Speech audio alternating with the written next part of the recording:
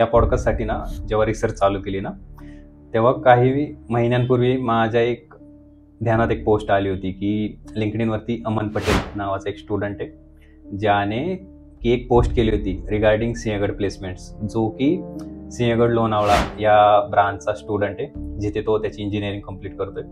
So त्याने काही serious allegations म्हणता येईल किंवा जी रिॲलिटी आहे, ग्राउंड रिॲलिटी आहे, ती त्या पोस्टमध्ये लिहिली.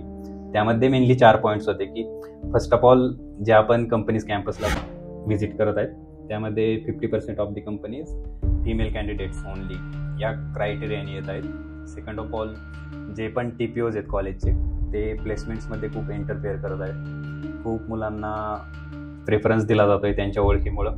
खूप सारं पॉलिटिक्स खेळलं जाते. थर्ड वन वॉज की जे काही कॉलेजेस आहेत, डिफरंट ब्रांचेस आहेत, त्यांना त्यांच्या ब्रांचनुसार मीन्स त्यांच्या लोकेशननुसार ट्रीट केलं जाते. अँड फोर्थ वन वॉज की ओव्हरऑल जे सुद्धा सिंहगडचं प्लेसमेंट आहे तिथे खूप सारे डिस्पेरन्सी आहेत, खूप सारं पॉलिटिक्स इनॉल आहे.